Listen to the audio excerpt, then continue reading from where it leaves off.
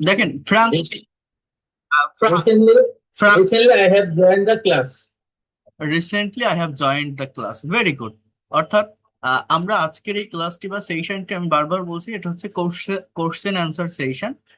আমাদের এখানে paid course, এটা টু ওয়ে কমিউনিকেশন থাকবে, আপনাদের কথা বলতে হবে, আপনাদের যে কোনো কোশ্চেন থাকবে ফ্রাঙ্কলি বলবেন। আর আমি বললাম যে আপনারা আমাকে জানান যে আপনাদের মেইনলি প্রবলেমটা কোথায় হয়, কেন ইংরেজি পারেন না, নিজেদের ক্ষেত্রে কি মনে হয় এই জায়গাটার কারণে, এই প্রবলেমটার কারণে আমি পারছি না বা আমার হচ্ছে না, বা আমি চেষ্টা করে যাচ্ছি, সেলফ প্র্যাকটিস করে যাচ্ছি অনেকদিন থেকে। যাই হোক, এই যে আপনি একটা কথা বললেন যে recently I have joined the class, তাহলে এটা কোন tense? The present perfect tense. Present perfect tense.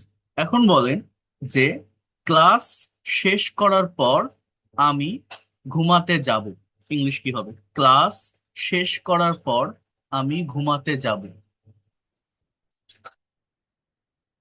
এই কথাটা ইংলিশে কি হবে? ক্লাস শেষ করার পর আমি ঘুমাতে যাব। I will sleep. I will sleeping after I finish the class. না, এটা এরকম হয় না। আই উইল স্লিপিং হয় না, উইল এর পর স্লিপিং হয় না। দেখেন, ক্লাস শেষ করার পর আমি ঘুমাতে যাব, এই কথাটা আপনাকে এইভাবে বলতে হবে। দেখেন, ঘুমানো ইংরেজি কি? স্লিপ, বাট আমি কিন্তু ঘুমাবো বলি না, আমি বলছি আমি ঘুমাতে যাব। তার মানে আমার ভার্ব হচ্ছে যাওয়া, ঘুমানো না, মেইন ভার্ব হচ্ছে যাওয়া। বাংলা বাক্যে ভার্ব লাস্টে বসে, এটা এরকম। ক্লাস শেষ করার পর, অর্থাৎ আফটার দ্য ক্লাস, বা after complete the class, after finish the class, এরকম হয় না। আফটার এটা একটা প্রেপোজিশন, বলুন তো কি বলছি? প্রেপোজিশন। এই আফটার এর পর বা যে কোনো প্রেপোজিশন রিলেটেড ওয়ার্ড, টু বাদে যে কোনো প্রেপোজিশন, ফর, আফটার, বিফোর, এর পর ভার্বের মতো দেখতে কোনো শব্দ থাকলে, ভার্ব রিলেটেড কোনো শব্দ থাকলে, ওই শব্দটার সাথে আইএনজি যোগ হয়। অর্থাৎ আফটার কমপ্লিটিং দিস ক্লাস, এর বাংলা অর্থ হচ্ছে এই ক্লাসটি শেষ করার পর। আফটার কমপ্লিটিং দিস ক্লাস, এই ক্লাসটি শেষ করার পর, এই যে অংশটা লিখলাম, এটা একটা ফ্রেজ। বলেন তো কি বললাম? এটা কোনো বাক্য না বা কোনো বাক্যাংশ না, ক্লজ বা সেন্টেন্স না। সেন্টেন্স কাকে বলে? যেখানে একটা সাবজেক্ট থাকে, যেখানে একটা ভার্ব থাকে। কিন্তু এখানে সাবজেক্টও নেই, ভার্বও নেই, এই আফটার একটা প্রেপোজিশন। এই যে কমপ্লিটিং দিস ক্লাস, এটা কোনো ভার্ব না, এটা একটা নাউন ফ্রেজ, জাস্ট একটা নাউন ফ্রেজ, এটা কোনো কোনো ভার্বই না এটা। ঠিক আছে? এটা কমপ্লিটিং, দেখলে আপনার ভার্বের মতো মনে হচ্ছে, বাট এটা কোনো অ্যাকশন দেয় না, কোনো কাজ করা অবস্থা নেই। এই কমপ্লিটিং দেখে কি আপনি বলতে পারবেন যে এটা কোন টেন্স? টেন্স বলা যায় না, তার মানে এটা কোনো মেইন ভার্ব না, বা এটা কোনো সেন্টেন্সই না। তো এটা একটা ফ্রেজ, ফ্রেজ মানে এক গুচ্ছ ওয়ার্ড। ঠিক আছে? এবার আমি কি বললাম যে আমি ঘুমাতে যাব, তাহলে আমি ইংরেজি কি? আই। এবার বলছি ঘুমাতে যাব, আমার বাংলায় ভার্ব লাস্টে থাকে, ইংলিশে ভার্ব সাবজেক্টের পরে থাকে, তাহলে যাওয়া ইংরেজি কি? গো। তাহলে আই উইল গো, আমি যাব, এটা ফিউচার টেন্স, আই উইল গো। এবার এই যে ঘুমাতে, এই যে ঘুমাতে কথাটা বলার জন্য টু প্লাস ভি ওয়ান নিতে হয়, এটাকে ইনফিনিটিভ বলা হয়, এটা হচ্ছে নন ফাইনাইট ভার্ব। ঠিক আছে? স্লিপ, অর্থাৎ বাক্যটা হচ্ছে যে after completing this class I will go to sleep. To এর পর ভার্বের বেস ফর্ম হবে, মনে রাখবেন, টু এর পর টু প্লাস বি ওয়ান, এটাকে ইনফিনিটিভ বলে। কোনো কিছু করার বা করতে, ডু মানে করা, টু ডু মানে করতে, রিড মানে পড়া, টু রিড মানে পড়তে বা পড়ার, এই ধরনের একটা মিনিং দেয়। রাইট মানে লেখা, টু রাইট মানে লিখতে। তাহলে স্লিপ মানে ঘুমানো, টু স্লিপ মানে ঘুমাতে। I will go to slip, আমি ঘুমাতে যাব, after completing this class I will go to slip. কথা বুঝতে পারছেন কিভাবে একটা কমপ্লিট সেন্টেন্স অর্গানাইজ করতে হয়? অর্থাৎ আপনাকে ফ্রেজ, ক্লজ। এটা তো আমি কিন্তু আমি আগে এটা বলি যে I will go to sleep after completing class. এভাবে বলা যাবে না? যাবে, কোনো সমস্যা নেই, এভাবে বলা যাবে। তাহলে দেখেন, এই যে সেন্টেন্সটা আমি লিখলাম, আপনাকে আমি কোশ্চেন করলাম, আপনি অ্যান্সার দিলেন, আমি এটা কারেক্ট করলাম। এখন এই জায়গায় ফাংশন গুলো হচ্ছে কিসের, আগে নিজেকে বুঝতে হবে যে আমি কেন পারি না। দেখেন, আমি টিচার, আমি আপনাকে টিচ দিচ্ছি, টিচ মানে কি? শেখানো। এটা একটা পজিটিভ ভার্ব, আমি আপনাকে পজিটিভ ভার্বের ক্লাস নিলে বুঝতে পারবেন বিষয়টা আসলে কি। অর্থাৎ শিখবে কিন্তু আপনি, শিখবেন আপনি, আমি শেখাচ্ছি, বাট কাজটা আপনার, কথা বলবেন আপনি, আইডিয়া জেনারেট করবেন আপনার ব্রেন দিয়ে। হ্যাঁ, ল্যাঙ্গুয়েজটা ডেভেলপ করতে হবে আপনাকেই। প্র্যাকটিস আপনাকেই করতে হবে, আপনাকে লিখতে হবে, আপনাকে বলতে হবে, প্রফেশনাল লাইফে, প্র্যাকটিক্যাল লাইফে আপনাকেই পারফর্ম করতে হবে, আমাকে না। আমি আপনাকে কি করতে পারি, সঠিক একটা গাইডলাইন দিতে পারি, কিছু টেকনিক দেখাতে পারি, কিছু স্ট্র্যাটেজি বলতে পারি, কারেক্ট ওয়েতে আমি নিয়ে যেতে পারি, বাট কাজটা সবকিছুই কিন্তু কমপ্লিটলি ডিপেন্ড করবে আপনার উপর। এখন দেখেন, এই জন্য বলছি যে self practice is the best practice. নিজেকে আগে বুঝতে হবে যে আমি কেন পারি না, Y Kant I speak in English, আমাকে ঠিক কোন জায়গায় ডেভেলপ করতে হবে, কোন জায়গায় ইমপ্রুভ করতে হবে, কোন জায়গাটা ডেভেলপ করলে আমি দ্রুত ল্যাঙ্গুয়েজ এক্সপার্ট হতে পারবো। এটা যদি নিজে চর্চা করা হয়, এই ল্যাঙ্গুয়েজটা নিয়ে নিজে যদি কেউ একটু সময় দিতে পারেন, আপনি আপনার উত্তর বের করতে পারবেন, আপনার প্রবলেমটা কোথায় সেটা আপনি বের করতে পারবেন। এখন দেখেন, এই যে বাক্যটা আমি লিখলাম, after completing this class I will go to slip, এই বাক্যটা লিখতে গেলে আমার যে যে ফাংশন গুলোর প্রয়োজন হয়েছে, ইংলিশ ল্যাঙ্গুয়েজের যে যে টপিক গুলোর প্রয়োজন হয়েছে, বা আমাকে যে যে বিষয়গুলো জানতে হবে, যে বিষয়গুলো জানা থাকলে, মিউট রাখেন হাফিজ রশিদ, মিউট রাখেন, যে বিষয়গুলো জানা থাকলে আমি এটার অ্যান্সার কমপ্লিটলি করতে পারবো। হাফিজ রশিদ মিউট করেন। তো কোন বিষয়গুলো, দেখেন বোঝার চেষ্টা করেন। After completing this class I will go to slip, এখানে আপনাকে পার্টস অফ স্পিচ জানতে হবে, এখানে আপনাকে টেন্সের ফাংশন জানতে হবে, এখানে আপনাদের সেন্টেন্সের অর্গানাইজেশন জানতে হবে, ফ্রেজ এন্ড ক্লজ সম্পর্কে ধারণা রাখতে হবে। কি কি বললাম? Parts of speech, sentence, tense, parts of speech, sentence, tense. এখন এটা কিভাবে হয়, কিভাবে এটা হয়ে থাকে, বা আপনারা কিভাবে এটা করবেন, আমি আপনাদেরকে বলবো। প্রত্যেকটা বিষয় ধীরে ধীরে ধারাবাহিকভাবে বলবো বা দেখাবো। একটু ওয়েট করেন, একটু সময় নেন। আচ্ছা, এরপর আরেকজন একটু কথা বলেন। আর কে বলবেন? বলেন। আমি বলতে চাই স্যার, হ্যাঁ বলেন, আপনার সমস্যা কোথায় হয়, কেন আপনি পারেন না, কি মনে হয়, বলেন। এই ফ্লুয়েন্সিতে সমস্যা। আর অন্য সবকিছু পারেন? টেন্সের স্ট্রাকচার জানেন? এগুলা মোটামুটি আর কি একটু পারি। বলেন তো, আমি এখন ক্লাস করতেছি, ইংরেজি কি হবে?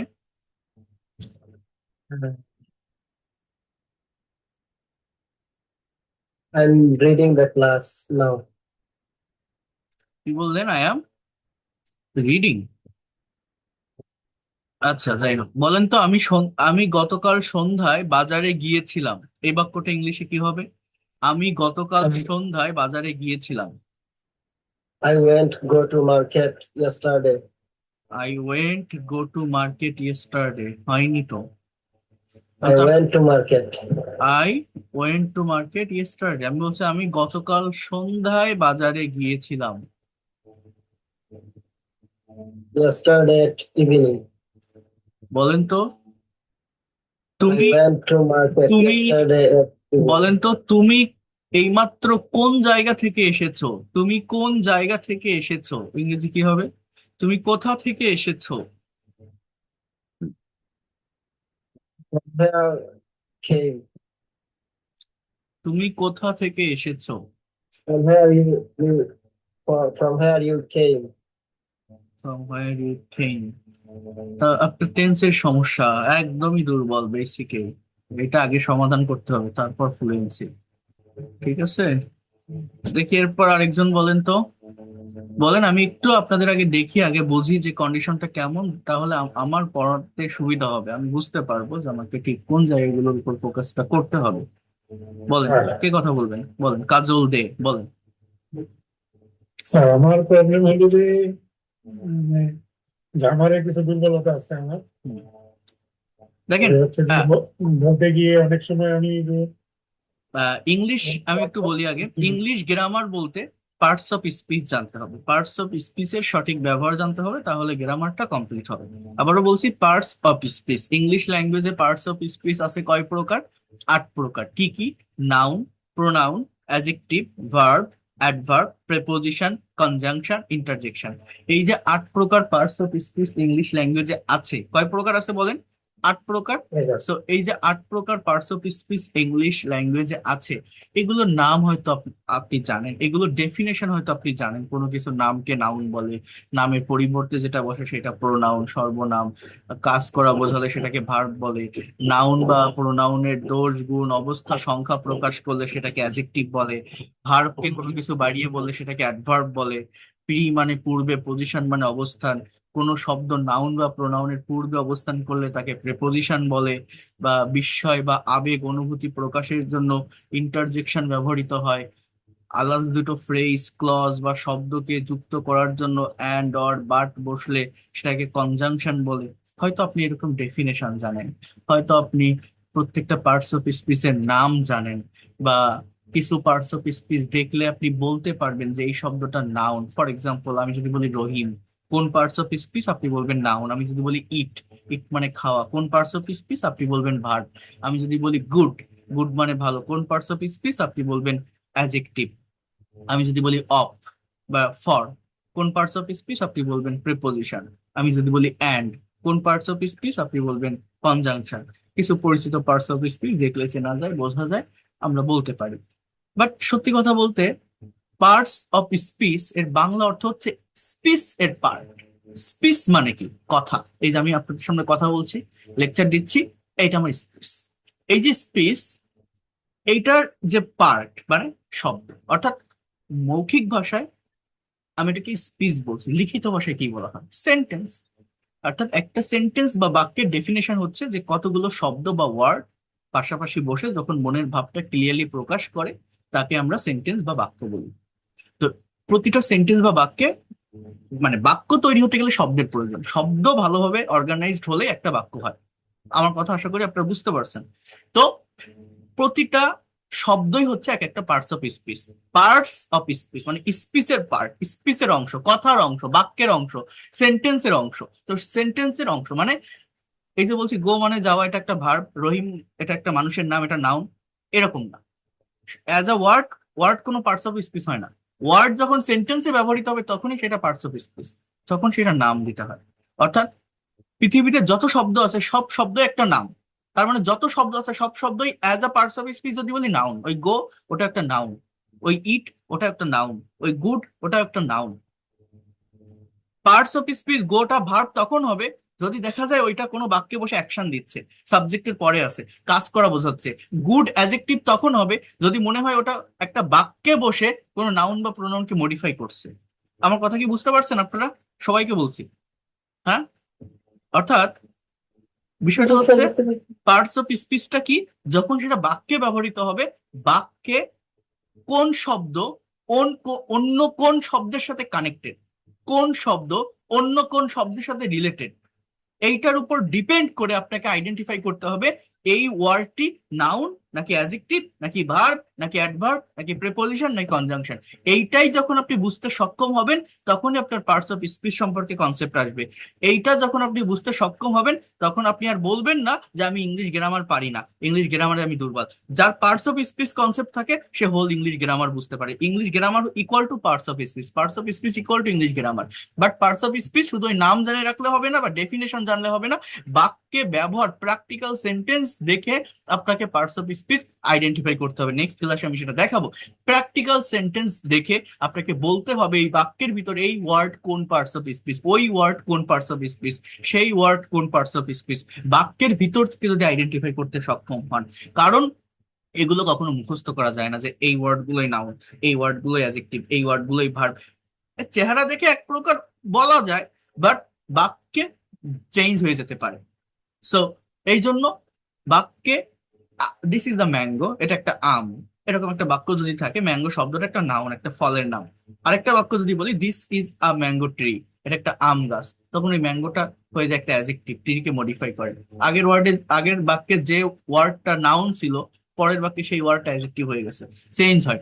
তো এই চেঞ্জিংটা যে ধরতে পারে, এটা যে বুঝতে পারে, মানে টোটালি এক কথায় যদি বলি পার্টস অফ স্পিচটা হচ্ছে সেন্টেন্স বা বাক্যের অর্গানাইজেশন, সেন্টেন্স বা বাক্যের ফাংশন, কিভাবে একটা সেন্টেন্স অর্গানাইজ হয়, ফাংশন করে। একটা সেন্টেন্স বা বাক্যের শব্দগুলো মানে কোন শব্দ অন্য কোন শব্দের পর বসে, কোন শব্দ অন্য কোন শব্দের সাথে কানেক্টেড বা রিলেটেড, এই হচ্ছে গ্রামারের পার্ট। গ্রামার মানে পার্টস অফ স্পিচ। তাহলে আমি কি বললাম, এটা আপনারা পয়েন্ট করে পয়েন্ট আকারে লিখে রাখতে পারেন পরবর্তীতে। তাহলে আমাকে যদি বলেন আমি এগুলোর উপরে আমি ডিটেলস ক্লাস আমি এমনিতেও নিব। তারপরেও এই যারা বলেন আমি গ্রামার পারি না, গ্রামারে আমার অস্পষ্টতা আছে বা দুর্বল মনে হয়, গ্রামার মানে এই পার্টস অফ স্পিচ, জাস্ট এতটুকু মনে রাখেন, এর বাইরে আর কিছুই না। এটা যে বুঝতে পারে, এটার প্র্যাকটিক্যাল ব্যবহার যে জানতে পারে, তার কোনোদিন গ্রামার নিয়ে সমস্যা হবে না। তো এটা আপনারা একটু পয়েন্ট আউট করে রাখবেন। এরপর আসি স্পিকিং এর কথায়। স্পিকিং মানে টেন্সের ফাংশন জানতে হবে। টেন্স মানে কি? সময় বা কাল। এই টেন্সটা হচ্ছে মূলত ভার্বের ফর্মের চেঞ্জ। আমি এর আগেও বলেছি, যারা এর আগে আমার প্রি ক্লাসে করেছেন, এক একটা টেন্সের স্ট্রাকচারে ভার্বের এক একটা রূপ বসে। এই ভার্বটা হেল্পিং ভার্ব, মানে অক্সিলারি ভার্ব এবং মেইন ভার্ব দুটো অ্যাডজাস্ট হয়ে, দুটো ভার্বের টাইমের ফর্মের পরিবর্তন হয়ে, রূপের পরিবর্তন হয়ে কথার সময়ের পরিবর্তন হয়। এইটা যারা অ্যাডজাস্ট করতে পারে সে ইংলিশে কথা বলতে পারে। এই হচ্ছে বিষয়। হ্যাঁ, এখন বলেন কাজল দে, আপনার কথা বলেন, আপনার প্রবলেমটা বলেন। তুমি কি যেটা বললেন যে হোয়াটসঅ্যাপ স্পিচে আমার মেইনলি প্রবলেম আছে, যে আইডেন্টিফাইটা করতে পারি না হুম। প্রবলেম। আর ভয়েসের ব্যাপারে যে বিষয় আছে ওটা কেন আমার প্রবলেম আছে। হুম। যে আমি মাঝে এই যে ইংলিশটা বলতে গেলাম, দেখা গেল যে একটা সেন্টেন্স বললাম, পরে যে কি বলবো এই জিনিসটা মাথায় এই দেখেন, আসে না আমার আমি মাথায়। আরেকটু সহজ ভাবে বলি পার্টস অফ স্পিচটা কি। এই বিষয়টা বলছেন, মনে করেন আমি একটা ভার্ব বললাম TAL কে, টক। এই টক শব্দটার মানে হচ্ছে কথা বলা। আর একটা ওয়ার্ড লিখলাম REDUC, রিডিউস। রিডিউস মানে কি জানেন? এর মানে হচ্ছে কমানো, কম করা, ডিক্রিজ করা। রিডিউস বলি না, ভলিউমটা একটু রিডিউস করো, মানে কমাই দেওয়া। এখন আমি যদি বলি যে she is talking to me, এর বাংলা অর্থ হচ্ছে সে আমার সাথে কথা বলছে। এটা কোন টেন্স? এটা প্রেজেন্ট কন্টিনিউয়াস টেন্স। কথা বলছে। ইজ এবং টকিং দুটো হচ্ছে এখানে ভার্ব। ইজটা অক্সিলারি ভার্ব, টকিংটা main verb. She is talking to me, সে আমার সাথে কথা বলছে। She is reducing talking to me. এই বাক্যটার অর্থ কেউ বলতে পারবেন? কেউ বলতে পারবেন এই বাক্যটার অর্থ কি? হ্যাঁ স্যার, স্যার বলেন তো। কথা বলা খুব অপশন নাকি? মানে হচ্ছে সে আমার সাথে কথা বলা কমিয়ে দিচ্ছে। সে কমিয়ে দিচ্ছে কথা বলা আমার সাথে। অর্থাৎ এই সেকেন্ড সেন্টেন্সে যে টকিংটা আমি লিখলাম, ওই টকিংটা আমার কোনো মেইন ভার্ব না। ওই টকিংটা দেখে আপনি বলতে পারবেন এটা কোন টেন্স। আগের সেন্টেন্সের যে টকিং আছে ওইটা থেকে বলতে পারবেন যে এটা present continuous tense, is talking. But পরের বাক্যে যে টকিংটা আছে, ওর আগে কোনো am, is, are, was, are, shall be, will be আছে। ভার্বের সাথে আইএনজি হলে তার আগে অবশ্যই অক্সিলারি ভার্ব থাকে। আমরা চিনতে পারি এটা প্রেজেন্ট কন্টিনিউয়াস না পাস্ট কন্টিনিউয়াস না ফিউচার কন্টিনিউয়াস। বাট এই টকিংটা কোনো ভার্বই না। দেখা যাচ্ছে ভার্ব, বাট আসলে এটা কোনো ভার্বই না। পার্টস অফ স্পিচ হিসাবে এটা জাস্ট একটা কি জানেন? বলতে পারেন? জাস্ট কথা বলা। এটা একটা নাউন, আর কিছুই না, নাথিং এলস। সে আমার সাথে কথা বলা কমিয়ে দিয়েছিল, এটাকে জেরান্ড বলা হয়। As a parts of speech এটা একটা নাউন।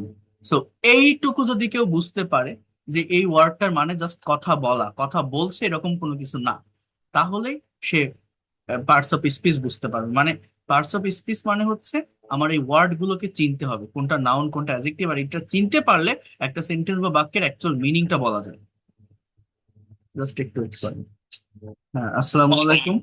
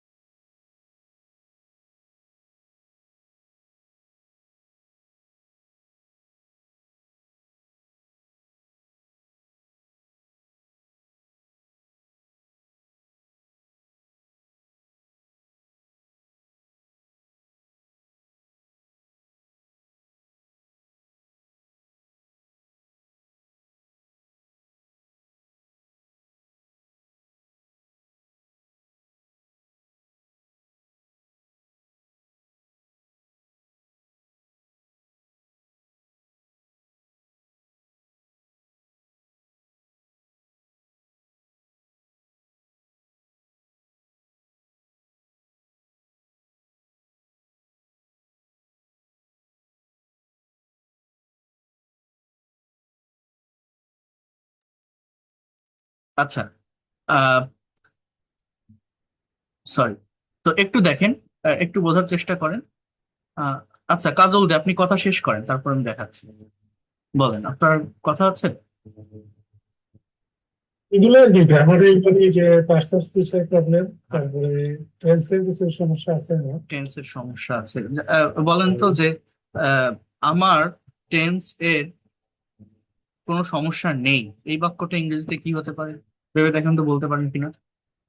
আমার টেন্স এর কোনো সমস্যা নেই। I have problem, I have no problem. No problem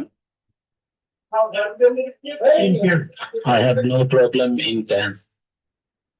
in tense না, এটা প্রেপোজিশনটা সঠিক করতে হবে। অ্যাবাউট টেন্স, অ্যাবাউট মানে টেন্স সম্পর্কে, টেন্স এর বিষয়ে, ঠিক আছে?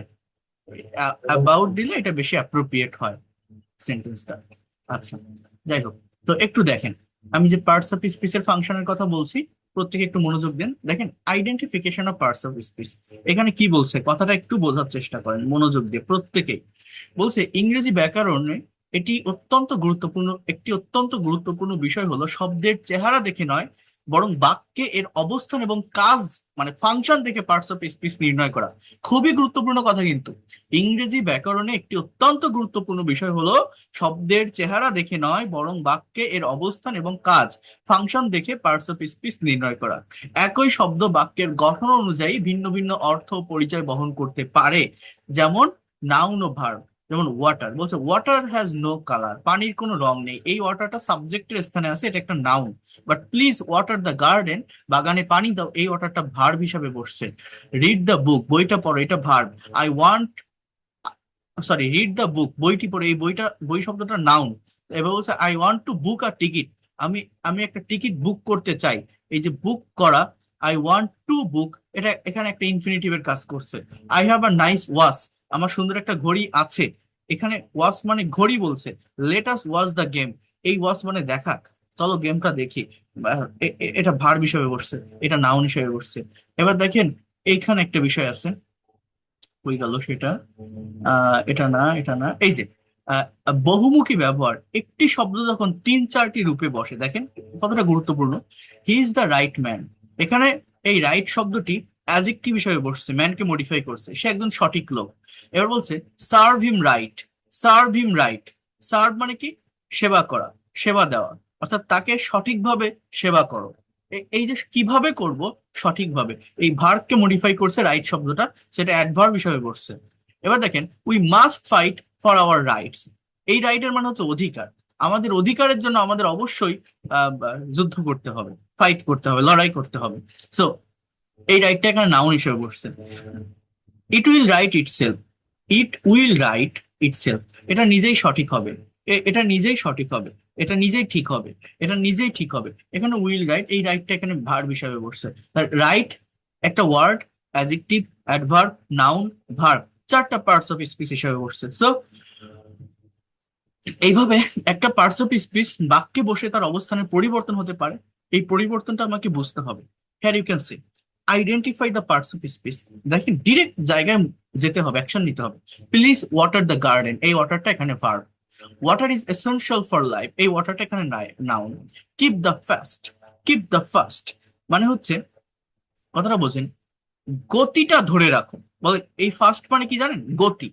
বলছে গতিটা ধরে রাখো, এই ফাস্ট কিন্তু নাউন। হি ওয়াক্স ফাস্ট, সে দ্রুত দৌড়ায়।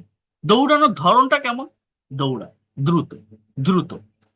এই যে ফার্স্ট, এটা একটা অ্যাডভার্ব। ওয়াক মানে দৌড়ানো, অর্থাৎ ভার্বকে যে ওয়ার্ড মডিফাই করে সেটা অ্যাডভার্ব। তার মানে এই 3 নম্বরের ফার্স্ট কি? নাউন।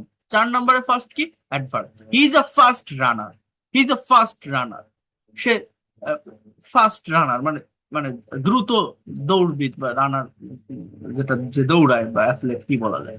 তো যাই হোক, এটা এই রানার শব্দটা তো একটা নাউন, একটা নাম বোঝাচ্ছে।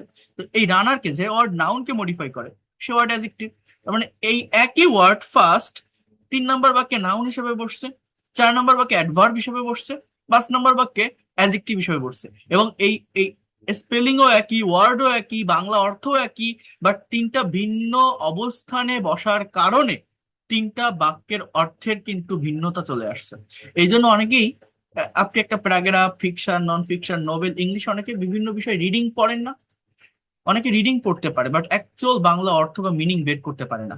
এর প্রধান কারণ হচ্ছে পার্টস অফ স্পিচ আইডেন্টিফাই করতে না পারা।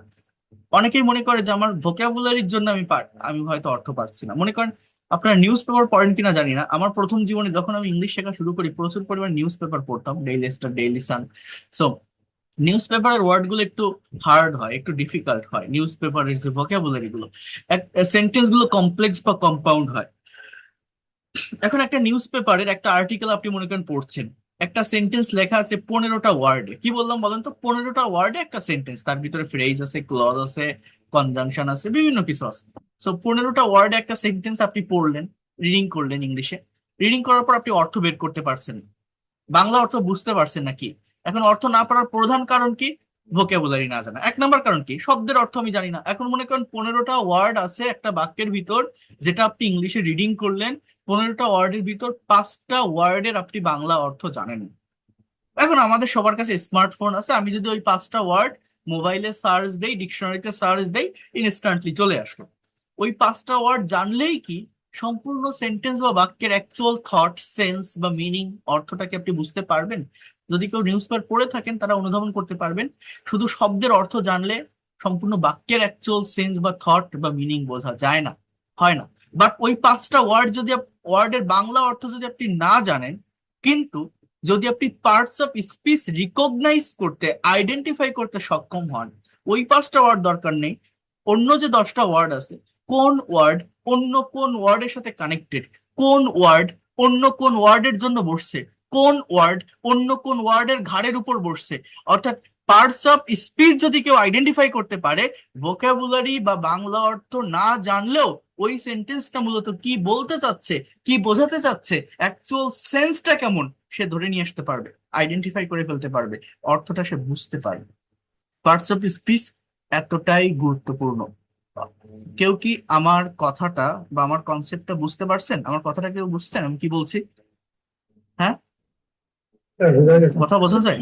পার্টস অফ স্পিচ বুঝতে অনেক বেশি গুরুত্বপূর্ণ, কিন্তু আপনি ভোকাবুলারি জানেন, পার্টস অফ স্পিচ আইডেন্টিফাই করতে পারেননি, আপনি অর্থ বুঝতে পারবেন না, অ্যাকচুয়াল বাংলা অর্থটা কি আপনি বুঝতে পারবেন না। এইখান থেকেই দেখুন না, এই যে ছোট ছোট সেন্টেন্স গুলো দেখাচ্ছি, এইগুলো দেখুন, আপনি নিজে অনুধাবন করতে পারবেন। এই দেখেন, হি ওয়েন্ট হোম, দেখেন এই যে একটা বাক্য, সে বাড়ি গিয়েছিল, এই হোমটাকে অনেকে নাউন বলবে। এটা এই এই যে বাক্যটা, এটা প্রচুর পরিমাণে বিভিন্ন কম্পিটিটিভ এক্সামে আসে, BCS, bank job, admission test সহ বিভিন্ন কম্পিটিটিভ এক্সামে আসে। তো এই হোম কিন্তু কোনো নাউন না, এটা একটা অ্যাডভার্ব। কোথায় গিয়েছিল? বাড়ি গিয়েছিল। কোনো ভার্বকে কোথায়, কখন, কিভাবে দ্বারা প্রশ্ন করলে অ্যাডভার্ব পাওয়া যায়। আর একটা কথা আমি বলে রাখি, পৃথিবীতে 4টা শব্দ আছে, 4টা শব্দ, যেগুলো রিয়েল অ্যাডভার্ব, খাঁটি অ্যাডভার্ব, অর্থাৎ কোন একটা দিকে যাওয়ার পর, এই যে ওয়েন্ট না, যাওয়া বোঝাতে তারপরে টু প্রেপোজিশনে ব্যবহার হয়। কোনো দিকে যাওয়া বোঝাতে এটা প্রেপোজিশনের নিয়ম, টু প্রেপোজিশন। যেমন আমি স্কুলে যাই, ইংলিশ কি বলেন তো? আই গো স্কুল হয় নাকি I go to school? To হয় কিন্তু, বুঝতে পারছেন? সে বাজারে যাচ্ছে, he is going to market, he is going market হয় না, টু হয়। মানে কোনো একটা দিকে যাওয়া বোঝালে টু প্রেপোজিশন বসাতে হয়। কিন্তু পৃথিবীতে 4টা শব্দ আছে, এই হোম, একটা হচ্ছে হেয়ার, একটা হচ্ছে দেয়ার, হেয়ার মানে এখানে, ACRE, দেয়ার মানে সেখানে, TACRE, আর হচ্ছে অ্যাব্রোড, ABROAD, অ্যাব্রোড মানে বিদেশ। এই home, here, there and abroad, এই 4টা শব্দের আগে টু প্রেপোজিশনটা বসে না। কোন একটা দিকে যাওয়া বোঝা, যেমন সে সে এখানে আসে বা সে সেখানে যায়, হি গো দেয়ার, হি গো টু দেয়ার হয় না, he go abroad, sorry he goes abroad, সে বিদেশে যায়, গোজ টু অ্যাব্রোড হয় না। কিন্তু সে স্কুলে যায়, হি গোজ টু স্কুল। ইভেন আমি যদি বলতাম হি ওয়েন্ট, এই হোমের জায়গায় যদি হাউস থাকতো, হাউস মানেও তো বাড়ি, তাই না? তাহলে আমাকে টু বসাতে হতো, হি ওয়েন্ট টু হাউস লিখতে হতো। এখন আপনি বলতে পারেন যে হাউসের আগে টু লিখবেন, হোমের আগে লেখা যাবে না, কারণ কি? ওই যে বললাম, home, here, there and abroad, এই 4টা হচ্ছে রিয়েল অ্যাডভার্ব, খাঁটি অ্যাডভার্ব। অ্যাডভার্ব মানে কি জানেন? যেটা ভার্বকে মডিফাই করে, ভার্বকে বাড়িয়ে বলে। এখানে হাউসটা হচ্ছে নাউন, হোমটা হচ্ছে অ্যাডভার্ব।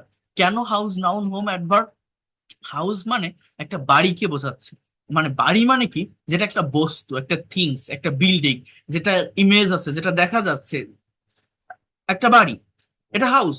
বাট হোম বলতে নির্দিষ্ট কোনো বাড়িকে, কোনো বিল্ডিং কে, কোনো বস্তুকে বোঝায় না। হোম মানে means place. Any kinds of place can be home, but any kinds of place can not be house. That is the things. মানে হোম বলতে গাছের নিচে থাকার কোনো জায়গা, পাহাড়ের গুহা, নৌকার নিচে যে ছাউনি, any kinds of place can be home. এটা, আমি নৌকার নিচে থাকি, এটা আমার একটা হোম। আমি ঘেরে বাসা বেঁধে থাকি, এটা আমার একটা হোম। বাট হাউস কি সেটা হবে? নৌকার নিচে কি হাউস হবে? গোয়ার ভিতরে কি হাউস হবে? না। হাউস বলতে একটা বাড়ি, একটা ঘর, একটা বিল্ডিং, যেটা আকৃতিতে আছে, থিংস। সো এই জন্য ওই হোমটাকে বলা হয় অ্যাডভার্ব। আপনি আরো 10 জায়গায় শুনবেন, অনেকে বলবে যে হোমের আগে আমি বাড়ি যাই কি হবে, অনেকে বলবে আই গো টু হোম। এটা ভুল ধরে অনেকে, যেটা হোম টু হবে না, এটা সঠিক। বাট টু কেন হবে না এই ব্যাখ্যা কেউ দিতে পারে না। মোস্ট অফ দ্য টিচারও এই ব্যাখ্যাগুলো দিতে পারে না। তো এটা আপনাদেরকে বুঝতে হবে। Home, here, there and abroad. Abroad মানে বিদেশ। মানে অ্যাব্রোড বলতে বিদেশ মানে কি? বিদেশ মানে কি নির্দিষ্ট কোনো দেশকে বোঝায়? না। এই জন্য এখানে এটা নাউন হয় না। হ্যাঁ। সো হোম অ্যান্ড অ্যাব্রোড বলে না, দেশ বিদেশ। হোম মানে যে বাড়ি এরকম না, হোমের ভিন্ন অর্থ হতে পারে কিন্তু। এই যে I want a home loan, এই হোমটা এখানে অ্যাডজেক্টিভ হিসেবে পড়ছে, লোনকে মডিফাই করছে 10 নম্বর বাক্যে। 9 নম্বর বাক্যে ওই হোমটাকে বলছে আমি অ্যাডভার্ব, 10 নম্বর বাক্যে ওই হোমটা হচ্ছে অ্যাডজেক্টিভ, ওই লোনকে মডিফাই করছে। আমার একটা হোম লোন দরকার, বলি না আমরা। সো বিষয়টা হচ্ছে এমন, এই পার্টস অফ স্পিচ খুবই ক্রিটিক্যাল, বাট আমরা অনেকে এটা বুঝি না। আমরা অনেকে এটাকে খুব হালকা ভাবে নেই। আমরা মনে করি পার্টস অফ স্পিচ কি, নাউন, প্রোনাউন, অ্যাডজেক্টিভ, অ্যাডভার্ব, এটাকে পার্টস অফ স্পিচ বলে। কোনো কিছু নামকে নাউন বলে, কাজ করা বোঝালে তাকে ভার্ব বলে, দোষ গুণ অবস্থা বোঝালে তাকে অ্যাডজেক্টিভ বলে। খুবই হালকা ভাবে, লাইটলি আমরা এটাকে নেই। বাট এটার গুরুত্ব কতটা, বা এটা কতটা ফাংশন করতে পারে একটা বাক্যের ভিতর, কিভাবে অর্থ চেঞ্জ করে ফেলতে পারে, সেটা এর ভিতরে না গেলে বোঝা যায় না। বিভিন্ন একটু কথা বলতাম। বিভিন্ন কম্পিটিটিভ এক্সাম, হ্যাঁ, আপনার BCS, bank job admission test, এই পার্টস অফ স্পিচ বা identification of parts of speech থেকে কোশ্চেন আসে, অনেক বেশি কোশ্চেন আসে। হ্যাঁ বলেন, বলেন কে? শহীদুল ইসলাম, কে কথা বলবেন? আনমিউট করেন। আচ্ছা, তাহলে আমি কি বললাম, আমার কথাগুলো বুঝতে পারছেন? আমি নেক্সট ক্লাসে আপনাদের এই পার্টস অফ স্পিচ এর উপর ইন ডিটেলস একটা ক্লাস আমি নিব, আমি দেখাই দেবো সবকিছু। বাট আপনারা কি গুরুত্বটা বুঝতে পারছেন আমি কি বলছি? হ্যাঁ। ইংলিশ গ্রামার বলতে এটাই, এর বাইরে কিন্তু কোনো কিছুই না। আপনি বলতে পারেন তাহলে এই যে right forms of verb, subject verb agreement, বা অন্যান্য বিষয় থাকে না, মডিফায়ার, এগুলো কি, ডিটারমিনার, আর্টিকেল, এগুলো কিন্তু এই পার্টস অফ স্পিচ থেকেই বের হয়। এদের বাচ্চা কাচ্চা বলা যেতে পারে। আর্টিকেল বা ডিটারমিনার অ্যাডজেক্টিভ থেকে বের হয়, বুঝছেন? সাবজেক্ট ভার্ব এগ্রিমেন্ট এই ভার্বের থেকেই বের হয়, নাউনের থেকেই বের হয়। মানে পার্টস অফ স্পিচ জানা মানে হোল ইংলিশ গ্রামার জানা। English grammar equal to parts of speech, parts of speech এর identification equal to whole English grammar. বাকি যে বিষয়গুলো থাকে, সে যে টপিকই হোক না কেন, অটোমেটিক্যালি আপনি পেরে যাবেন। অটোমেটিক্যালি আপনি একটা লেকচার একদিন দেখলে, আপনি শুনলে, আপনি সেটা আপনি ডেভেলপ করতে পারবেন। বাট এইখানে যদি আপনার কনসেপ্ট ক্লিয়ার না থাকে, পার্টস অফ স্পিচ এর আইডেন্টিফিকেশন যদি করতে না পারেন, অস্পষ্টতা থেকে যায় এই জায়গাটাতে, আপনি যত গ্রামার শিখেন, সারা জীবন গ্রামার শিখে যাবেন, কোনো গ্রামার আপনি শিখতে পারবেন না। বুঝতে পারছেন কি বললাম? হ্যাঁ, আনমিউট করেন। শোনা যায় আমাকে? জি স্যার, শোনা যাচ্ছে স্যার। হ্যাঁ। তাহলে আমি কি বলছি, আমার কথা কি ক্লিয়ার? আপনাদের আমি বোঝাতে পারলাম যে পার্টস অফ স্পিচ যদি আমি ভালোভাবে না বুঝি, আমি সারা জীবন গ্রামার শিখে গেলেও কোনো গ্রামার আমি শিখতে পারবো না প্রপার ওয়েতে। এটা হচ্ছে বিষয়, এর আইডেন্টিফিকেশনটা করতে হবে। এরপর বলেন, আর কে কথা বলতে চান? বলতে চাই, বলেন, আপনি তো বুঝতে বলছেন। যাচ্ছি। হ্যাঁ। আমাদের একটা পিডিএফ ফাইল আমাদেরকে দেন পার্টস অফ স্পিচ এর, যেটা আমরা প্রিন্ট দিয়ে রাখবো আগের দিন। যেদিন ক্লাস নেবেন সেই পিডিএফ সামনে নিয়ে বসবো আর কি। দিব, এটা দিয়ে দিব, আমাদের জন্য এটা দিয়ে দিব, সমস্যা নাই। হ্যাঁ বলেন, আর কার কি কোশ্চেন আছে? আমাদের ক্লাসটি রুটিনটা স্যার একটু কাইন্ডলি বলবেন? বলবো, আমি লিখে দিব, আমি নোটিশ দিয়ে দিব।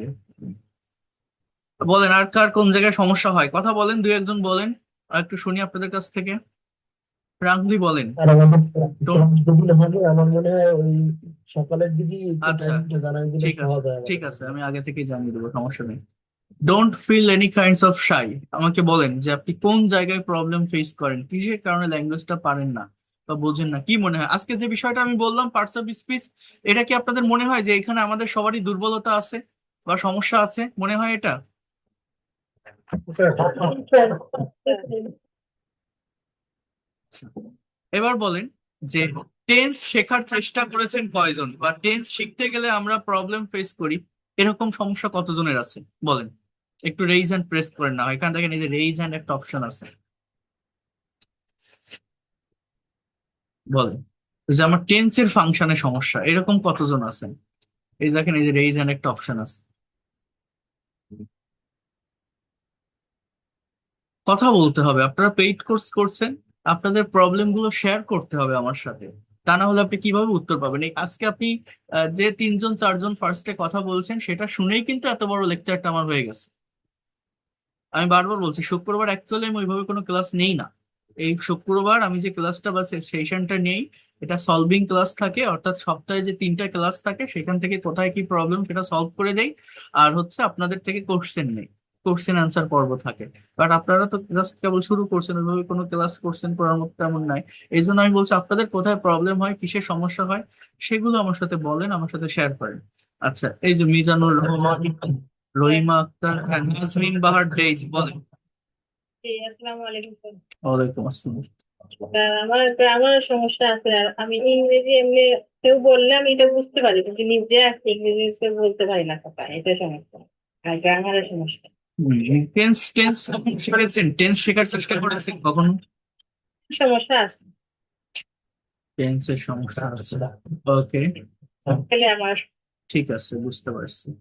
এখন টেন্স পুরোপুরি ভাবে পারেন এরকম কে আছেন একটু বলেন তো, রেইজ হ্যান্ড প্রেস করেন তো, যে আমি টেন্সের স্ট্রাকচার বা টেন্স রিলেটেড যে ফাংশন গুলো থাকে গ্রামেটিক্যাল, এটা আমার ক্লিয়ার আছে বাট আমি স্পিকিং করতে পারি না, এরকম কে আছেন? কেউ আছেন এরকম যে আপনি একটা সেন্টেন্স বললে আমি সেটা ইংলিশে বলতে পারবো বাট আমার স্পিকিং করতে গেলে সমস্যা, এরকম? স্যার টেন্স টেন্স মোটামুটি ক্লিয়ার আছে আমার। হুম, তাহলে আপনার সমস্যা কোথায়? হোয়াটসঅ্যাপে স্পিচ এই সমস্যা। হ্যাঁ, এটা তো আমি কেবল দেখালাম তাই বলছেন সমস্যা, না দেখালে তো বলতেন না। আচ্ছা দেখি, আহ রহিমা আক্তার, বলেন। সোহান রানা, টেন্স জানেন? টেন্স সম্পর্কে কনসেপ্ট আছে? সোহান রানা, হ্যাঁ। সাইফুল্লাহ শফু, কথা বলেন, দুই একজন কথা বলার চেষ্টা করেন। স্যার হ্যাঁ, ওয়ালাইকুম আসসালাম। আমার জাস্ট কয়েক ধারণা আছে বাট বেশি নাই বাট ভাই স্যার আমি আজকে জয়েন করছি নতুন এখন হ্যাঁ, কোনো কিছু বুঝতেছি না। তো সমস্যা নেই। কোথায় থেকে কি করবো? শুরু কোনো কিছুই শুরু করা হয়নি, সবকিছু শিখতে পারবেন। জাস্ট আগে আমি যেটা বারবার বলছি, নিজেরা যদি এটার উপর সময় দেন তাহলে আপনি নিজেই উত্তরটা খুঁজে পাবেন যে আমি কেন পারি না, কোথায় সমস্যা, কিসের জন্য পারি না। আর যদি নিজে সময় না দেন পারবেন না। এখানে আপনারা যারা ভর্তি হয়েছেন, মোস্ট অফ দ্য স্টুডেন্ট, আমি বলতে পারি, আমি তো এত বছর ধরে পড়ায় আসতেছি, বলতে পারি আপনারা কেন ভর্তি হয়েছেন। কারণ আপনি সময় পান না চর্চা করার, 1 নাম্বার বিষয়। অনেকেই ডে টু ডে লাইফের বিভিন্ন কাজে ব্যস্ত থাকেন। আপনারা এখানে যারা ক্লাস করছেন এক একজন এক এক প্রফেশনের, কেউ হাউস ওয়াইফ, কেউ টিচার, কেউ অফিসার, কেউ জব হোল্ডার, বিজনেসম্যান, কেউ স্টুডেন্ট, এক একজন এক এক জায়গা থেকে এক এক প্রফেশনে আছেন। তো আপনি ভর্তি হয়েছেন যে আমি একটা সঠিক গাইডলাইনের ভিতর দিয়ে যেতে পারবো, স্যার আছে শেখাবে দেখাবে, ঠিক আছে, আপনি এই কারণে ভর্তি হয়েছেন। আর দুই একজন ভর্তি হয় বিভিন্ন জায়গা থেকে শেখার চেষ্টা করে, তারপরেও ফেল করে বা ব্যর্থ হয়। তারা এখানে আসলে মনে করে যে আমি শিখতে পারবো বা বুঝতে পারবো। তো আপনি যে ক্যাটাগরিরই হন না কেন, যে প্রফেশনের, যে পেশার, যেভাবেই যে অবস্থাতেই আপনি আসেন না কেন, আমি যখন ক্লাস নিব বা ক্লাস শুরু করব, আমি যে পয়েন্টগুলোর কথা বলবো, যেমন আজকে আমি বলছি যে পার্টস অফ স্পিচের কনসেপ্টটা রাখতে হবে বা গুরুত্বটা রাখতে হবে। এটা এই যে শহীদুল সাহেব, তার ব্রেন একটা আইডিয়া আসছে কি, যে আপনি যদি আগে পিডিএফ ফাইল দেন তাহলে আমি সেটা পড়তে পারবো, বা আমরা পড়তে পারলে আমাদের বুঝতে সুবিধা হবে, পরের দিন ক্লাসে আপনি লেকচার দিলে সেটা বুঝতে সহজ হবে, ইভেন কোশ্চেন করলে সেটাও আমরা মোটামুটি বুঝতে পারবো, বিষয়গুলো দেখালে সহজে বুঝতে পারবো। এটা তার কিন্তু একটা ভালো আইডিয়া সে বলছে। তো এই যে আমি একটা টপিকের কথা বললাম, এই টপিকের উপর আপনি ইউটিউবে সার্চ দিলে অজস্র ক্লাস পাবেন, অনেক ক্লাস পাবেন। Identification of parts of speech লিখে যদি আপনি সার্চ দেন, আপনি সেখান থেকে দুই একটা ক্লাস দেখেন, কোন একটা ক্লাস যদি আপনার ভালো লাগে ডেভেলপ করার চেষ্টা করেন, তারপর আপনি আমাকে কোশ্চেন করেন। হ্যাঁ, মানে সেলফ প্র্যাকটিসটা প্রতিদিন অন্তত ধারাবাহিকতা মেনটেন করে 10 মিনিট 15 মিনিট হলেও করতে হবে। আপনি মোটে সময় পান না, তারপরেও যদি আপনি 15টা মিনিট এইখানে দেন, কোনো ভিডিও যদি না দেখেন, অ্যাটলিস্ট পিডিএফটা পড়েন। আর আমি যেটা বলছি, আমার লেখা যে বইটা আছে এই বইটাতেও গোছানো পদ্ধতিতে প্রায় সবকিছু দেওয়া আছে। বইটাতে যদিও স্পোকেনকে বেশি ফোকাস করেছি, আমি গ্রামারকে একটু কম ফোকাস করে, তারপরেও বইটা যদি আপনার কাছে থাকে, আমি যে যে পয়েন্টগুলোর কথা বলছি, যে যে আইডিয়াগুলো, সেই পার্টস অফ স্পিচের জিস্টটা আমার বইতে দেওয়া আছে, মানে যতটুকু দরকার, যতটুকু না হলে নয়। সেটা পড়তে হয়তো সর্বোচ্চ 5 থেকে 7 মিনিট সময় লাগবে। আমার বইটাতে গোছানো পদ্ধতিতে সবকিছু লেখা আছে। তো হার্ড কপি একটা বই যদি আপনি কাছে রাখতে পারেন, এটা আমি কাউকে জোর করি না নেওয়ার জন্য, আহ যদি আপনি রাখতে পারেন তাহলে ওই জায়গাটা থেকে আপনি চর্চা করতে পারবেন। কারণ আমার ক্লাসই করছেন, আমার লেকচার শুনছেন, আমার লেখা বইটা নিলে বিষয়গুলো পরবর্তীতে বুঝতে অনেক বেশি সহজ হয়, সুবিধা হয়। সেটার ভিতরে একসাথে সব কনসেপ্ট আপনি পেয়ে যাচ্ছেন। ইন্ডেক্সে বইটা বের করে ইন্ডেক্সে গেলেই পার্টস অফ স্পিচের চ্যাপ্টার কোনটা আপনি বুঝতে পারছেন। আমি বলছি টেন্স শিখতে হবে, টেন্সের চ্যাপ্টার কোনটা আপনি বুঝতে পারছেন। আমি বলছি ভার্বের ফর্মের উপর ফোকাস দিতে হবে, ভার্বের ফর্মের চ্যাপ্টার কোনটা, বইটা খুললে আপনি বুঝতে পারবেন। এটা আপনার আরেকটা বেনিফিট, যদি কেউ পারেন নিয়ে রাখবেন। অনেকেই নিয়েছেন এখান থেকে আছেন যারা। তো বিষয়টা হচ্ছে এই, আমি আবারও বলছি, প্রতি শুক্রবার আপনাদের 1-to-1 সেশন, পার্সোনাল সেশন থাকে। অর্থাৎ আপনারা কোশ্চেন করবেন, আমি আনসার দিব, আপনাদের যে প্রবলেম গুলো থাকবে সেটা আমি সলভ করব।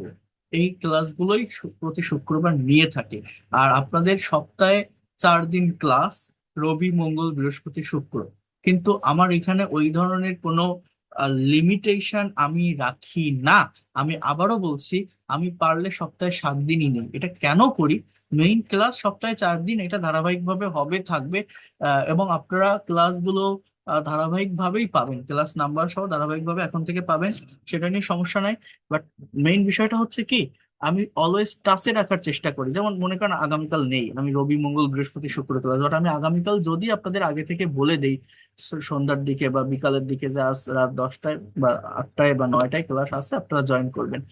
এটা হলে হয় কি, একটা চর্চার ভিতর থাকা যায়। এই ল্যাঙ্গুয়েজটা আপনি যত গ্যাপ দিবেন তত পিছায় পড়বেন। বাট কন্টিনিউয়াস প্র্যাকটিস করতে পারলে, দিনে যদি 10 মিনিটও করা যায়, তাহলে অনেক দ্রুত ডেভেলপ করা যায়। মানে ভাষা, এটা আপনার একটা অ্যাসেট, আপনার একটা সম্পদ হয়ে থাকবে। বিষয় হচ্ছে এই, একবার শিখে নিতে পারলে আপনি আর ভুলবেন না। আপনাকে শিখতে হবে, এটা তো খাওয়ার জিনিস না, হজম হয়ে যাবে, পরা পোশাক না, ছিঁড়ে যাবে। একটা বিদ্যা, একটা জ্ঞান, একটা নলেজ, মানে একবার যদি আমি ডেভেলপ করতে পারি, একবার যদি আমার আয়ত্তে নিয়ে আসতে পারি, আর কিন্তু ভুলবো না আমি এটা। সাইকেল চালানোর মতো, সাইকেল চালানো দেখবেন প্রথমে শিখতে অনেক কষ্ট হয়, বাট আপনি একবার যদি সাইকেল চালানো শিখে যেতে পারেন, আপনি 10 বছর 15 বছর সাইকেলে হাত দিবেন না, 20 বছর পর যাবেন, তাও আপনি দেখবেন চালাতে পারবেন। এটা হয়। একটা মানুষ যারা বডি বিল্ডিং করে, একটা মাসেল যদি কেউ বিল্ড আপ করে, মনে করেন আপনি বডি বিল্ডিং করতেছেন, অনেক শক্তির প্রয়োজন হয়, অনেক পরিশ্রমের প্রয়োজন হয় এটা করতে গেলে। এখন আপনার হাতের, আপনার বুকের, আপনার পায়ের পেশি, আপনি কি করতেছেন, বডি বিল্ডিং করলে আপনার রক্ত সঞ্চালন বাড়তেছে, মাসেলের ভিতরে রক্ত প্রবাহ বাড়া মানে কি, আস্তে আস্তে মাসেলটা আমার বড় হচ্ছে, আমি সেখানে যখন প্রোটিন ইনপুট করতেছি আমার মাসেল বড় হচ্ছে। তো এটা করতে করতে আপনি থামিয়ে দিলেন। মনে করেন আপনি 3 মাস একটানা এক্সারসাইজ করলেন, খুব বেশি করলেন, বা আপনার একটা ইন্টেনশন থাকলো আমি একটা ফিট বডি তৈরি করব, খুব বেশি এক্সারসাইজ করলেন। এই 3 মাস করার পর আপনার অবশ্যই একটা ট্রান্সফরমেশন আসবে, একটা পরিবর্তন আসবে আপনার বডিতে, আপনার চেহারায় পরিবর্তন আসবে, অবশ্যই আসে। এটা আসার পর মনে করেন হঠাৎ কোনো কারণে আপনি সেটা বন্ধ করে দিলেন, আপনার একটা অ্যাক্সিডেন্ট হলো, ইন কেস কোনো একটা কারণে আপনি পারলেন না, আপনি কস্টিংটা এ করতে পারছেন না, আপনার যে খরচটা হচ্ছে আপনি ক্যারি করতে পারছেন না, প্রোটিন ভালোভাবে ইনপুট করতে পারছেন না, জিমে আগে যেতেন এখন টাকা নাই, জিমে যেতে পারছেন না, বাসায় ওয়ার্কআউট করতে মন চাচ্ছে না, আপনার ব্রেনে স্ট্রেস এসে গেছে, অন্য কোনো ফ্যামিলির প্রবলেম, কোনো রিলেশনশিপ জনিত প্রবলেম আপনার চলে আসছে, আপনি বন্ধ দিয়ে দিলেন এক কথায়। আপনি যদি ওই বডি বিল্ডিংটা, আমি আপনাকে বলতে পারি, আপনি যদি 3 মাস করার পর 1 বছর পরে গিয়ে করেন, ওই 3 মাসে আপনি যতটুকু ডেভেলপ করছিলেন, যতটুকু ট্রান্সফর্ম করছিলেন, 1 বছর পর আপনি যদি ওটা আবার শুরু করেন, 3 দিনে আপনি ওই ট্রান্সফরমেশনটা পেয়ে যাবেন। ওই বডি এরকম ছাড়া থাকে, ভিতরে যে মাংসপেশি এরকম ফোলা থাকে। তো তিন 3 বছর পর আপনি আবার শুরু করেন, সেটা যদি আপনি ওই ফ্লোতে করেন, আপনার মানে প্রথমে 3 মাস শুরু করতে 3 মাসে যতটা ডেভেলপ করছিলেন, পরের বার যখন আপনি 1 বছর 2 বছর 3 বছর গ্যাপ দিয়েও শুরু করবেন, তখন ওই 3 মাসে যতটা ডেভেলপ করছিলেন 3 দিনে ওই ডেভেলপমেন্টটা চলে আসে, করা যায়। তো ল্যাঙ্গুয়েজ শেখাটা এরকম, আপনি যদি একবার ইফোর্ট দিয়ে শিখে নিতে পারেন, একবার কোনোভাবে ডেভেলপ করতে পারেন, আপনি যদি ছেড়েও দেন, আপনি এটা ভুলবেন না। এটা একটা বিদ্যা, একটা জ্ঞান, একটা নলেজ। একবার আপনি প্র্যাকটিসের ভিতর চলে আসেন, একবার এটা নিয়ে চিন্তা ভাবনা শুরু করেন, রিসার্চ করেন, গবেষণা করেন, আমার কাছে ভর্তি হয়েছেন, আমার ক্লাস করছেন মানে শুধু আমাকেই নির্ভর করে থাকবেন এরকম না, অন্য জায়গা থেকেও টপিক গুলো দেখেন, কোনো একটা বই থেকে চর্চা করেন, আমার কাছে প্রশ্ন করেন, আমার সাথে করেন, মানে এর ভিতরে আপনার পুরো মন মাইন্ডটা সেট আপ করে ফেলেন এই ভাষার ভিতরে। এইটা 3 মাস না হোক, আপনি 1 মাস করেন, 1 মাসেও যে ডেভেলপমেন্ট আসবে আপনি সেটা ইমাজিন করতে পারবেন না। বাট গা ছাড়া ভাব থাকলে, কেয়ারলেস ভাব থাকলে, আপনার বছরের পর বছর চলে গেলেও আপনি পারবেন না। বাট একবার যদি ডেভেলপ করে ফেলতে পারেন, সেটা 1 মাসে হোক, 2 মাসে হোক, আর 3 মাসে হোক, সেটা করলে ফুল ইফোর্ট দিয়ে করতে হবে। দেন আপনি সেটা ছেড়ে দেন, তারপর দেখবেন ভুলবেন। আর আপনার ছাড়বেন কেন? আপনার এটা তো আপনার প্রফেশনাল লাইফে, প্র্যাকটিক্যাল লাইফে কাজে লাগবে, আপনি এটাকে কাজে লাগাবেন, ভুলবেন না। কেউ কি আমার কথা বুঝতে পারছেন আমি কি বললাম? বোঝা গেল কথাটা? জি স্যার। মানে জি একবার স্যার। একবার আমাকে শিখতে হবে ইফোর্ট দিয়ে, এটা হচ্ছে মেইন বিষয়। একবার শিখে ফেলতে পারলে আমি এটা আর ভুলবো না। এই বডি বিল্ডিং সাইকেল এর সাথে কেন তুলনা করলাম, এবার আপনি নিজে ইমাজিন করে দেখেন, নিজে বুঝে দেখেন। এটা এইরকমই, ভাষাটা একবার শিখতে পারলে এটা আর কেউ ভুলে না। একবার শেখা দরকার, একবার কনসেপ্টটা নেওয়া দরকার, জাস্ট একবার। হ্যাঁ। তো যতটুকু সময়ের জন্য শিখছেন একটু ফুল ইফোর্ট দিয়ে শেখেন, করেন, ইনশাল্লাহ you will get better something from this class, and I will try my best for it. এই জন্য বলছি, যদি মানে আমি ক্লাস একটু বেশিও নিই, আপনারা বিরক্ত বোধ করবেন না। যে ক্লাস নেই, যে টপিক পড়াই, যা পড়াই, অ্যাচিভ করার চেষ্টা করেন কিছু না কিছু। বুঝতে পারছেন? যদি মনে হয় আমার ধারাবাহিকতা মেনটেন হচ্ছে না, না হোক, আপনি সেটুকুই অ্যাচিভ করেন, সমস্যা কি? বুঝতে পারছেন? বাট আমি আপনাদের একটা রুটিন অনুযায়ী একটা ধারাবাহিকতা আমি মেনটেন করব। বাট যদি তারপরেও আমি এক্সট্রা কিছু ক্লাস দিই, মানে আমি অন্য ব্যাচের ক্লাস নেই, এখন তার সাথে আপনাদের যুক্ত করলে তো সমস্যা তো আর নেই, আমার তো আর কেউ বাড়ির জায়গা দখল করতেছে না। তো সেই ক্লাসগুলো লিঙ্ক দিলে বা নিলে আপনারা থাকার চেষ্টা করবেন, as much as possible class করবেন, প্র্যাকটিসের ভিতর থাকবেন, যতটা পারা যায় নেওয়ার চেষ্টা করেন, ইফোর্ট দেওয়ার চেষ্টা করেন, দেখবেন আপনার একটা ভালো ডেভেলপমেন্ট আসবে। কথা ক্লিয়ার? জি স্যার। স্যার আমি কথা বলতে চাই স্যার। হ্যাঁ বলেন, মনিরা পারভিন। হ্যাঁ স্যার, আসলে আমার সেন্টেন্স এবং পার্টস অফ স্পিচ আর হচ্ছে টেন্স মোটামুটি পারি, গঠন টঠন পারি, কিন্তু আমি চট করে ধরতে পারি না। বিশেষ করে পারফেক্ট টেন্সটা, সেটা চট করে ধরতে পারি না, মানে একটা থেকে আরেকটাতে কিভাবে ট্রান্সফার করে যাব এটা পারি না। আর আমি অনেক আগে একবার ট্রাই করেছিলাম স্পিকিং করার জন্য, প্রায় কয়েক বছর আগে, তারপরে আর করা হয়নি। তো এই আপনার এখানে প্রথম ট্রাই করছি। ঠিক আছে, সমস্যা নাই, চর্চা করলে ক্লাস করলে হয়ে যাবে এগুলো। Sir, Assalamu alaikum. I want to say something. জি বলেন, Sabera Yes. Yasmin. First of all, we have to thinking in English. Like in the morning, Hmm. I will just now I will get up, bed, I'm brushing my teeth. I come back and sorry, I take a bloom and say my prayer. When I go to in my balcony, I see the sky is blue. The many people working here and there, and I want to take some exercise. After finishing my exercise, I will go to my office or breakfast. Sorry, take breakfast. Just like this, always thinking in English. I think so. If you just a little bit, okay, it will be just one word, no problem. After sometimes it will be brought up and I mean long sentence will be make from me. I think so. So we have to thinking in English. Just listen to me. Just now I am saying something with my teacher. After in this movement, I feel thirsty. Okay, so in the I say in my mind, just now I want to take a glass of water, and I want to say it with my daughter. That's I feel I was TV. But that's like this. I think so. Otherwise, we think in English. We thinking in English. It will become so the word will come and come. I think so. Today I was a video and I learned these things.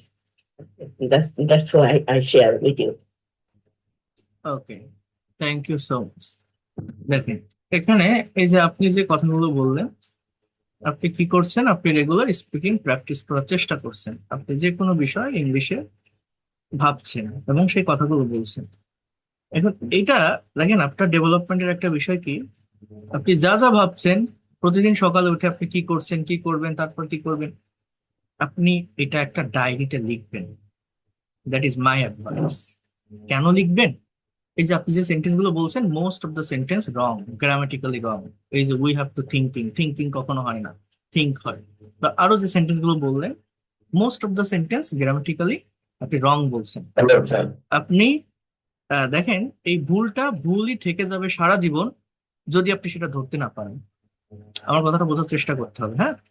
এই জন্য আপনি আগে কি করবেন, আপনি যে কথাগুলো বলছেন, যে কথাগুলো ইংলিশে ভাবছেন, প্রতিদিন সেটার একটা স্ক্রিপ্ট আপনি খাতায় লিখবেন। লিখলে বোঝা যায় যে আমার ভুলটা কোথায় হলো, কোন জায়গাটা আমি টেন্স মেনটেন করতে পারলাম না, কোথায় পারলাম, কোথায় ভার্বের ব্যবহার হবে, কোথায় মিস্টেক হলো, কোথায় ভার্বের কোন ফর্ম ব্যবহার করলাম। আমার কথা বুঝতে পারছেন?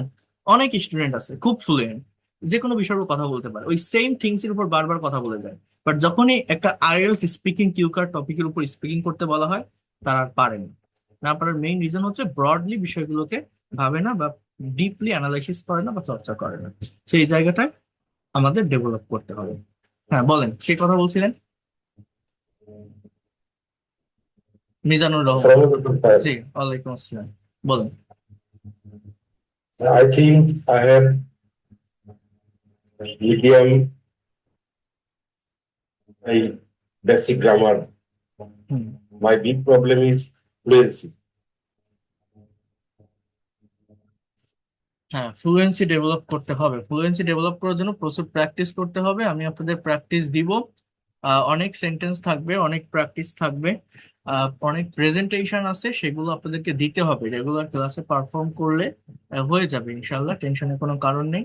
তো যাই হোক, নেক্সট ক্লাসে আমি পার্টস অফ স্পিচ দেখাবো, আর আমি আজকে পার্টস অফ স্পিচের একটা পিডিএফ আমি দিয়ে দিব। আপনারা এটা নিজেরা একটু ভালোভাবে চর্চা করার চেষ্টা করবেন, ঠিক আছে? And that's all for today. Thank you so much and see you in the next class. আল্লাহ হাফেজ, ভালো থাকেন। এই ক্লাসের রেকর্ড আর আমি একটা পিডিএফ আমি পাঠিয়ে দেবো আপনাদের। Thank you.